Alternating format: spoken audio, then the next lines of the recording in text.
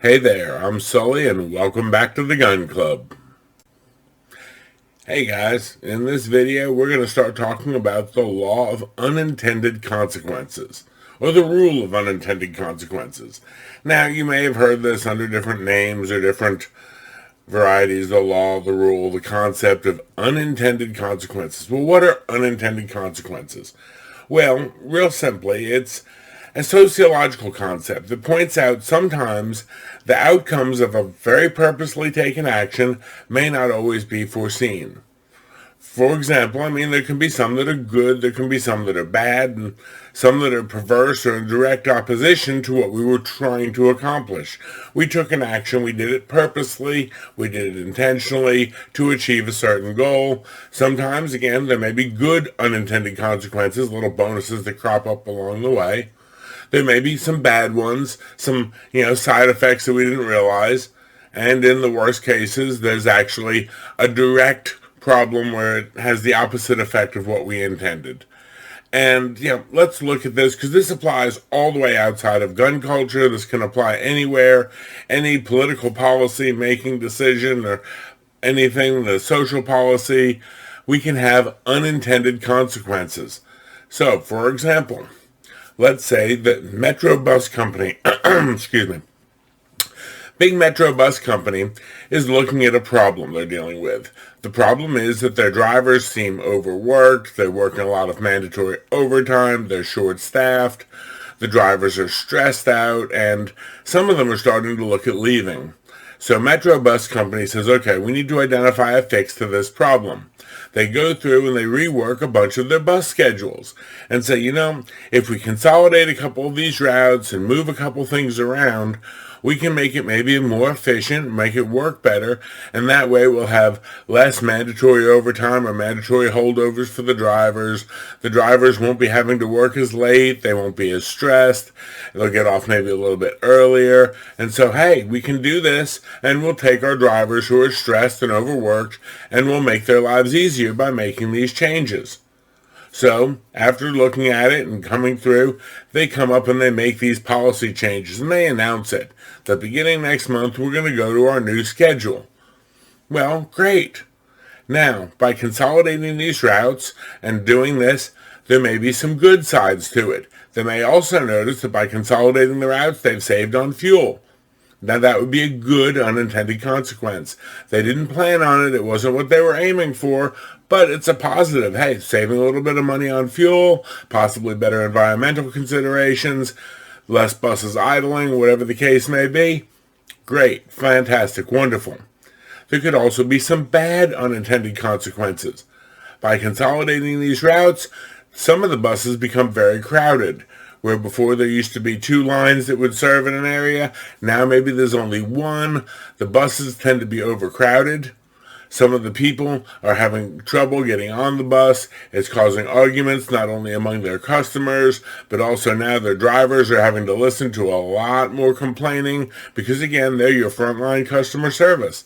Now remember, we consolidated the routes to take stress off of them, but a bad unintended consequence, now they're having to listen to people gripe and moan about the new bus schedule and how crowded the buses are.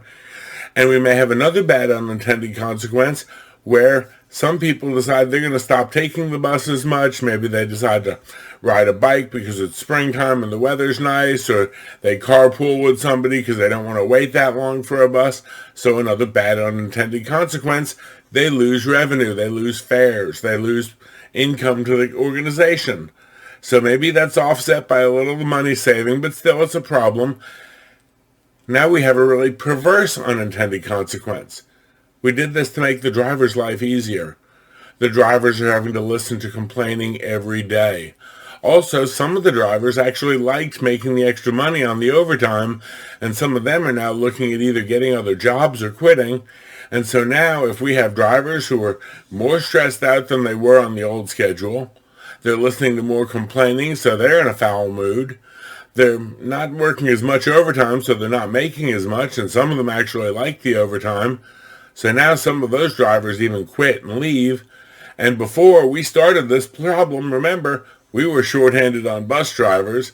Now we've had some of our good drivers quit and go to either other bus companies or other careers. That would be a perverted or a direct inverse unintended consequence. We didn't change the schedule to run off good employees. We didn't change the schedule to make their life worse. We changed the schedule trying to make their life better, to get them home to their families earlier. We had a great plan in mind.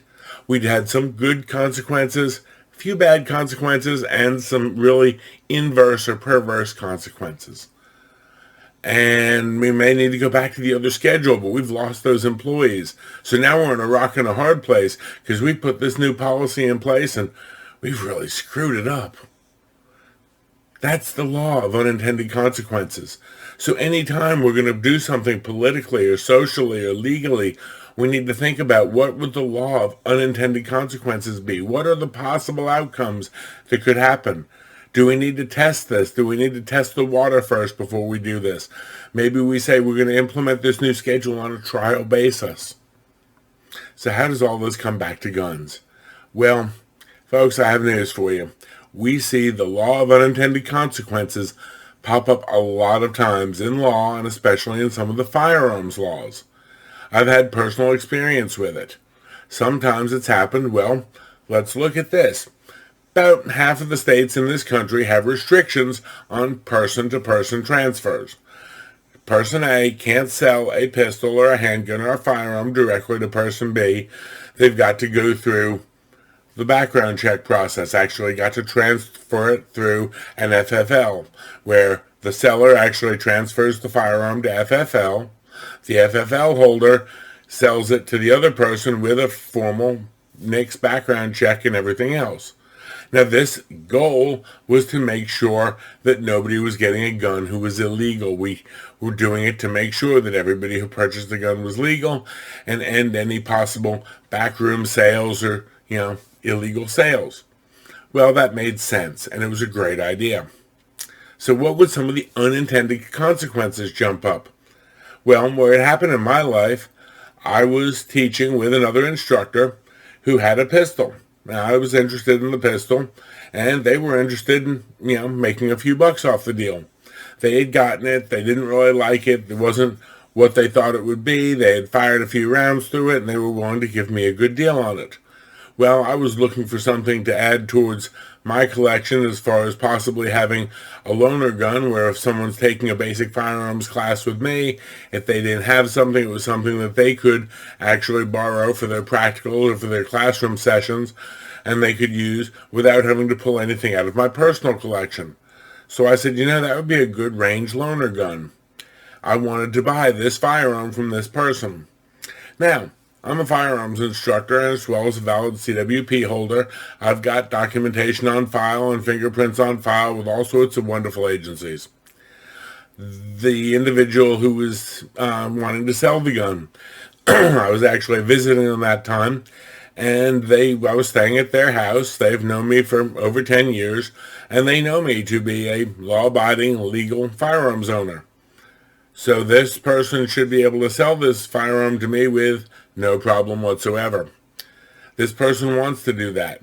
However, the unintended consequence of the person-to-person transfer law, if this person, who I've known for well over 10 years, probably over 20, if they want to sell me that firearm and they sell it to me person-to-person in the state that they live in, they're committing a felony. So now you have two law-abiding firearms instructors who cannot complete a purchase between person A and person B. Now, this was over the weekend. It happened on a Sunday.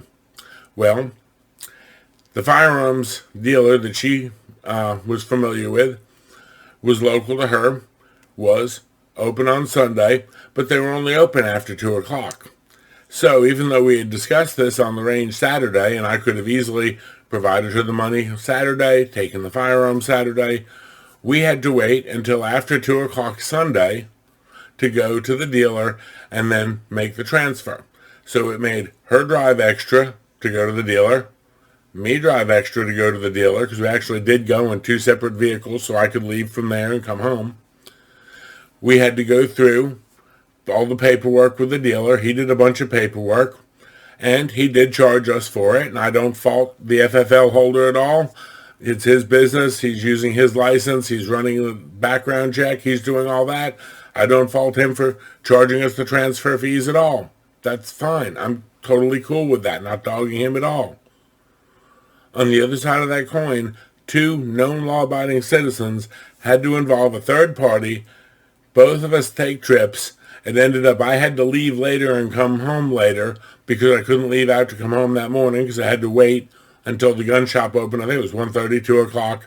I know it was probably 3 by the time I left. We had to take time out of his day and his business.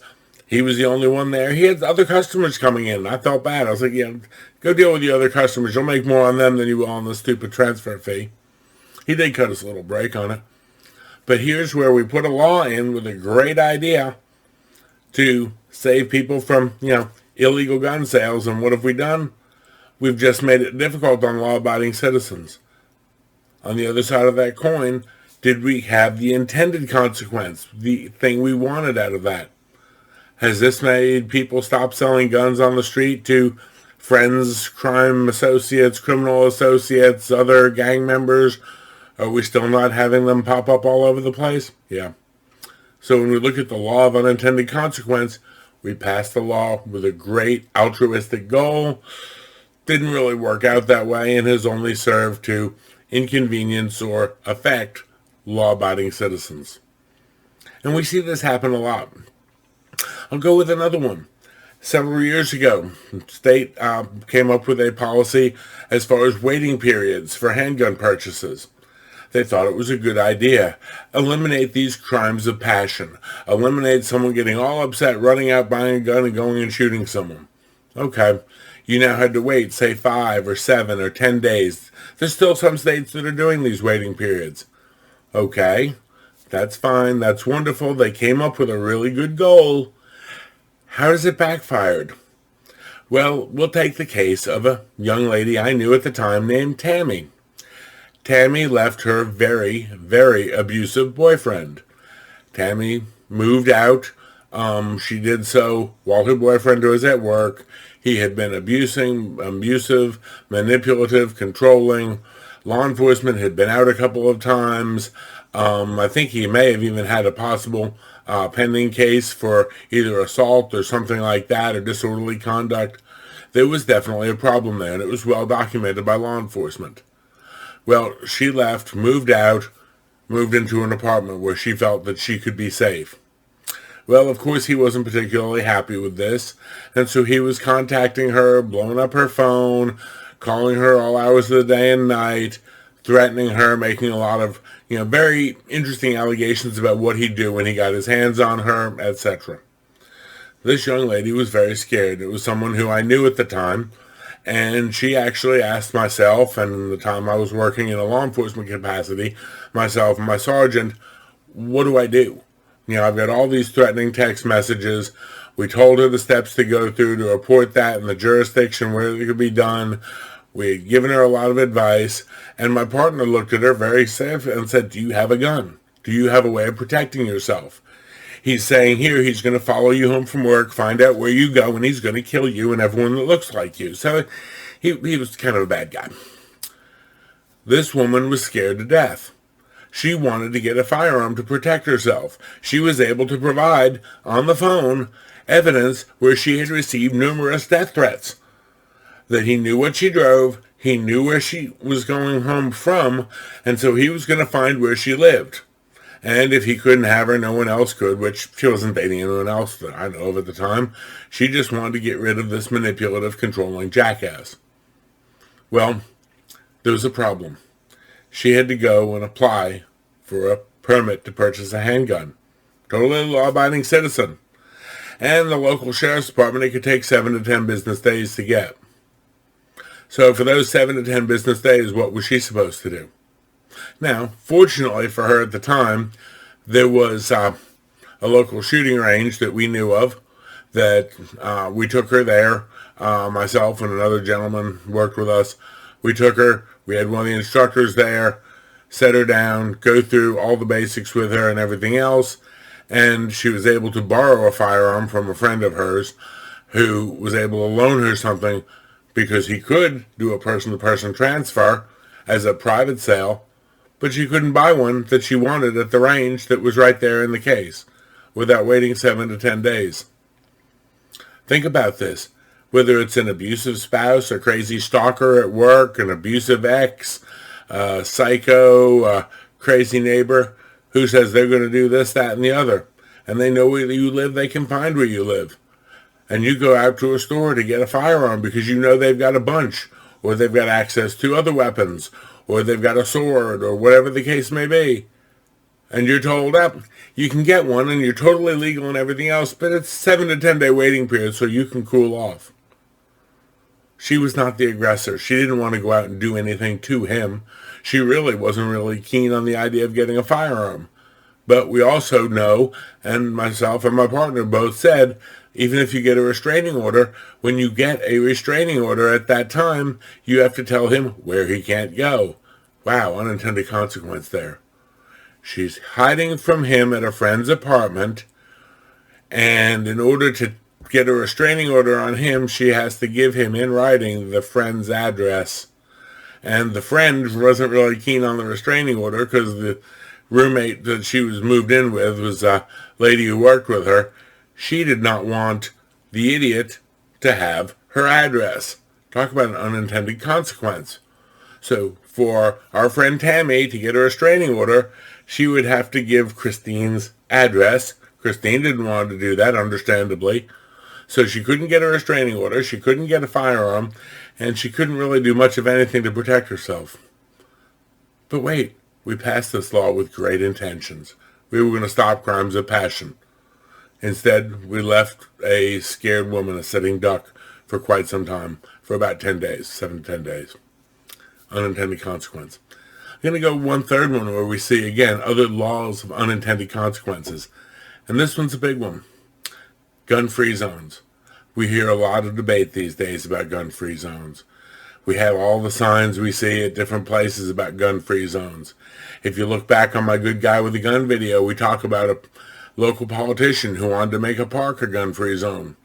Right after she had a concealed carry individual with a gun stop an active shooting. But gun-free zones, sounds great. We're going to put up rules, policies, signs, laws. Thou shalt not bring a gun into this kindergarten or to that elementary school or that high school or that college. Unfortunately, we've got a law of unintended consequences popping up on us. Many of the active shooters that we're seeing are starting to look at these as soft targets, or shall we say easy targets. Now, if we look at them as easy targets, or they're looking at them as easy targets, why would they want to go there? Why would some active shooter decide to go shoot up a school? Why would they decide to go shoot up a daycare or a hospital? Well, unfortunately, we again have to look at what some of their motivations are, and this is where we get into a real problem. We know that most people want to look at, guns as a bad thing or scary thing. I won't say most, but a lot of people will look at guns as a bad or scary thing. We want to have gun-free zones. Well, do they really work? Well, here's where we start to get into a problem. Let's look back and do a little quick case study here on gun-free zones. Many of you know back in May of 2021, May 14th to be exact, we had an active shooter in Buffalo, New York. He went into a supermarket armed with a rifle and ended up shooting, killing, I believe, 10, 14 people, somewhere along those lines. Many people heard about his manifesto. Now, I've read his manifesto. I have it on file. And yes, there was some of it that was anti-black. There was anti-immigrant. There was anti-Jewish stuff. There was anti-media stuff. There was pretty much everything. It was sort of the rantings of a madman. He was blaming everybody from, media to you name it. And a lot of that was heard. However, if you read a little bit deeper into his manifesto, and I'm going to quote from it for the purposes of this video, I'm going to quote page 58 from his manifesto, and I'm not going to use his name because I don't want to give this individual the benefit of the doubt or the PR that he so desperately wanted. But I will say this. When you read pages of his manifesto, it suddenly becomes very obvious what we're dealing with here. And I quote, New York has cucked gun laws. Assault-style weapons and high-capacity magazines are illegal for civilians to own, thus lowering threats from any law-abiding civilian. Further down that page, he cites, attacking in a weapon-restricted area may decrease the chance of civilian backlash. Schools, courts, or areas where CCW, concealed carry, are outlawed or prohibited may be good areas of attack. Areas where CCW permits are low may also fit this category. Areas where strict gun laws are also great places of attack.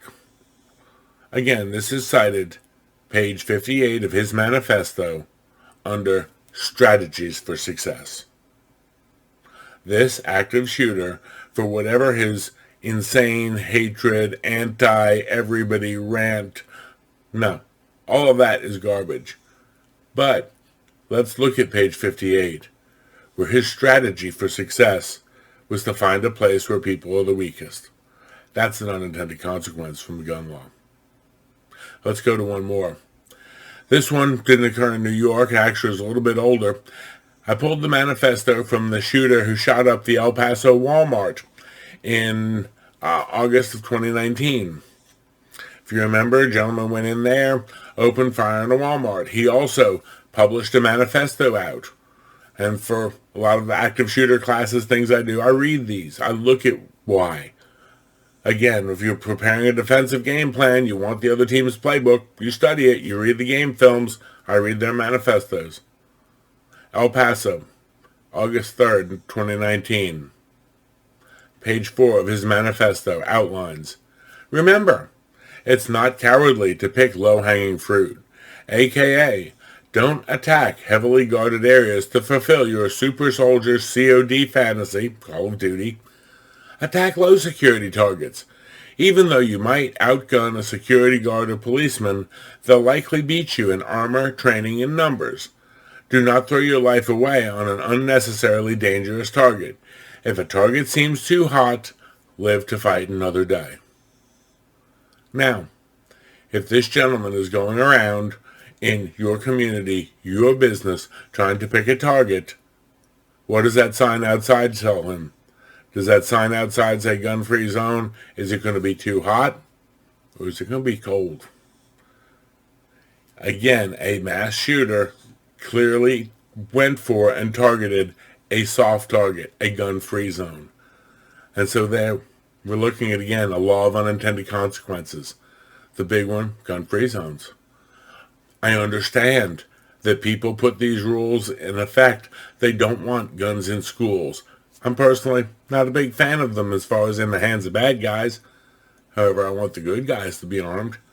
I would love to see every good guy or good girl have every possible firearm at their discretion that they're comfortable and trained with to be able to protect themselves and the other people in the area. Businesses, the same way. But here we had a gun-free zone. It's not cowardly for them to pick low-hanging fruit. Don't attack heavily guarded areas. Wow. Attacking in a weapon-restricted area may decrease the chance of civilian backlash. These active shooters are looking, and they're looking for people, easy targets, where you can get large amounts of people, large amounts of targets, with minimal resistance, so they can maximize the body count. That's all I've got for today, folks. Hope you enjoyed it. Hope you got a little something out of it. I know it's interesting. Sometimes we get a little dark on these, and I don't mean to do that. But I try to educate. I try to inform. I try to at least share something that's worthwhile to hear. If you enjoyed this, I appreciate it. Please, give me a like on it. If you would, share the channel out to your friends. Also, if you do need a great cup of coffee, which, I kind of do live on coffee around here, I would strongly recommend Coffee Brand Coffee. They've not only got amazing coffee, tea, and cocoa. I think they've got 13 different blends now. They've got the organic teas, different flavors of hot cocoa. But they've got K-Cups now, cold brew bags. I will tell you that jar of cold brew you see on there, we go through it pretty regularly. As a matter of fact, about once a week, twice a week, we end up making a big half gallon of cold brew. And we've also got a discount code with them. If you use coupon code VALORSDS, you get a 5% discount on all your orders. Thanks a lot. If you want to find out more about this or any of the other videos, again, please feel free to reach out. Hope you have a wonderful day, and thank you very much.